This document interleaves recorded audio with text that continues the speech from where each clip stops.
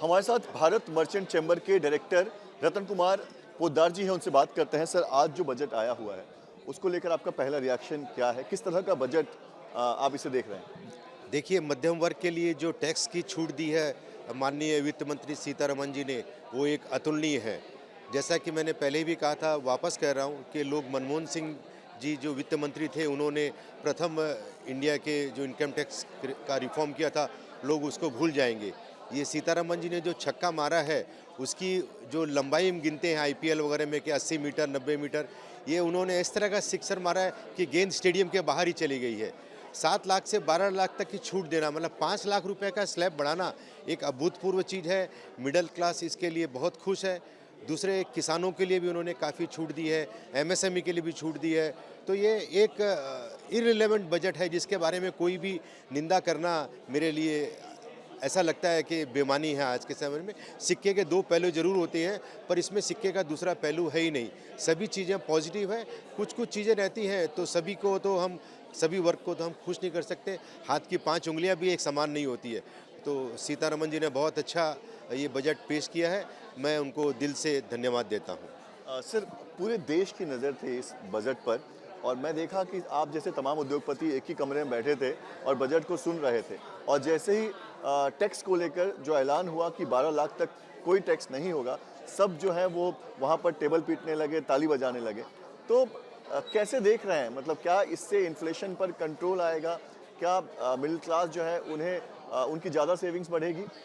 देखिए, इन्फ्लेशन पे कंट्रोल आना ये इतनी टेक्निकल चीज़ मैं नहीं बता पाऊंगा, पर ये मध्यम वर्ग के पास जो खर्च करने के लिए पैसा नहीं बचता था, वो पैसा खर्च करने के लिए बचेगा। जब वो खर्च करेगा तो इकोनॉमी में आएगा तो उसे जीएसटी और इनकम टैक्स रिलेवेंट कंपनीज को भी मिलेगा। तो ओवरऑल काफ़ी चीज़ें बढ़ेगी, एम्प्लॉयमेंट भी बढ़ेगा, लोगों में खुशियाँ बढ़ेगी। ऐसा लगता है 5 लाख की छूट देना, एक्स्ट्रा छूट देना। आज तक 2.5 लाख 3 लाख 5 लाख तक की खाली छूट, ये अतिरिक्त छूट दे कर दिया है। तो ये इररिलेवेंट चीज़ है कि डिस्कस करने वाली चीज़ ही नहीं है। और जैसे ये मैच खेलते हैं, आईपीएल खेलते हैं, टी20 खेलते हैं, तो आखिरी ओवर बहुत महत्वपूर्ण होते हैं। तो सीतारमण जी ने ये जो टैक्स रिलीफ की बात जो की है, उन्होंने कहा कि मैं सबसे लास्ट में कहूँगी। तो आखिरी ओवर में जो सामने वाले प्रतिपक्ष को उलझा के रखना करना और लास्ट बॉल पे या आखिरी ओवर में सिक्सर पे सिक्सर 6 सिक्सर मार देना, ये बहुत बड़ी कलाकारी है उनकी और मैं धन्यवाद दूंगा उनको इस बारे। उनको भी पता था कि लास्ट बॉल पे सिक्सर मारने के बाद तालियां बजने वाली है और शायद वो इसी तरह से अपने भाषण को समाप्त करना चाहती थी। ओवरऑल और क्या-क्या इंपॉर्टेंट पॉइंट्स थे सर इस बजट में जो आपने नोट किए, जो आपको समझ में आया? देखिए, इन्होंने एमएसएमई सेक्टर को भी छूट दी है। किसानों के लिए भी जो टेक्निकल असिस्टेंस की बात की, वो भी काफ़ी अच्छी बात है। किसानों को जो क्रेडिट कार्ड के लिए बताया, वो भी अच्छा है। मैं टेक्सटाइल सेक्टर से रिलेट करता हूँ, तो टेक्सटाइल सेक्टर में भी जो वित्त मंत्री जी ने कहा है कि शटललेस लूम जो 3 तरह की है, उस पर बेसिक कस्टम ड्यूटी पूरी तरह से अबॉलिश कर दी है। उससे ये एडवांटेज रहेगा कि हमारे जो मशीनरी की इंपोर्ट कॉस्ट है वो कम होगी। हम उस तरह की मशीन यहाँ बना नहीं पा रहे हैं, तो इंपोर्ट कॉस्ट कम होने से लोग ज़्यादा उत्साहित होंगे शटललेस लूम इंपोर्ट करने के लिए, और हमारे जो कपड़े की गुणवत्ता है वो गुणवत्ता जरूर बढ़ेगी उसके अंदर। किसानों के लिए भी जो डायरेक्ट कई सारे फैसले लिए गए और शायद उसका असर भी टेक्सटाइल इंडस्ट्री पर होगा। किसानों के लिए जो मुझे समझ में आया मुख्य रूप से, कि मैं टेक्सटाइल से रिलेट करता हूँ, तो रुई के उत्पादन में उन्होंने काफ़ी टेक्निकल हेल्प और वित्त पोषण के लिए व्यवस्था की है। धीरे धीरे फाइन ट्यून निकलेंगे, लेकिन ओवरऑल शॉर्ट में ये बजट का कोई भी मुकाबला नहीं है।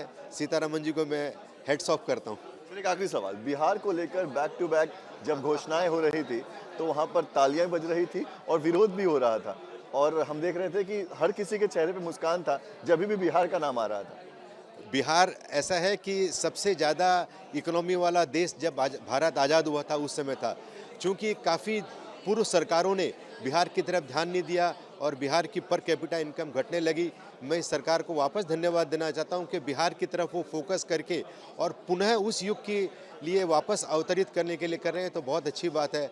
मैं महाराष्ट्र से बिलोंग करता हूं, तो देखिए स्टेट वाइज हम अलग अलग चीज़ समझेंगे तो बड़ी डिफ़िकल्ट होगी वित्त मंत्री के लिए। ये बात पक्की है कि बिहार में चुनाव होने वाले हैं, दिल्ली में चुनाव होने वाले हैं, उसको परिलक्षित करके ये बजट बनाया गया है। कोई बात नहीं है, बिहारी भी हमारे भाई भाई है ना। आज बिहार का नंबर आया, कल महाराष्ट्र का नंबर आएगा, तो उसमें कोई भी तकलीफ वाली बात नहीं है। अब देखिए, जो किसानों के लिए छूट दी गई है वो सभी के लिए है, इनकम टैक्स की छूट है वो सभी के लिए है, बेसिक कस्टम ड्यूटी जो एबॉलिश किया वो सभी के लिए है। तो बिहार बोलने का कारण क्या रहता है कि लोग समझते हैं, बिहार विरोधी लोग हैं जो ये समझ रहे हैं कि अभी बिहार में कुछ मिलता नहीं है। तो सरकार जरूर बिहार की बैसाखी पे है, लेकिन अब बैसाखी पे नहीं है, बिहार के साथ साथ चल रही है। धन्यवाद। 10 में से इस बजट को आप कितने नंबर देंगे? 10 में से मेरा दिल तो 10.5 नंबर देने का इच्छा हो रहा है, लेकिन 8 से 9% तक इसको पक्का ही है उसमें। जबकि मैं पिछले जो बजट होते थे उसमें 4 से 5 नंबर देता था। रेलवे के लिए कुछ बजट में घोषणाएं मैं सोच रहा था कि देंगे। सीनियर सिटीजन्स के लिए भी जो छूट जो पहले मिल रही थी कोरोना के बाद से बंद की, उसके के लिए भी मैं अपेक्षा कर रहा हूँ। हो सकता है कि वित्त मंत्री जी बजट के बाद में उसके लिए घोषणा कुछ करेंगे। शुक्रिया हमसे बात करने के लिए। तो कुल मिलाकर इस बजट की बात करें तो सबके लिए कुछ ना कुछ इस बजट में था। किसानों के लिए, इसके अलावा जो एमएसएमई है उनके लिए, और ख़ास तौर पर जो टैक्स पेयर, जो सैलरीड क्लास के लोग इंतज़ार कर रहे थे, उन्हें भी इस बजट में बहुत सारी उनके लिए भी बहुत सारी खुशियाँ इस बजट के साथ उसकी घोषणा की गई। वीडियो जर्नलिस्ट सिद्धेश वास्के के साथ पंकज मिश्रा, न्यूज़ नेशन, मुंबई।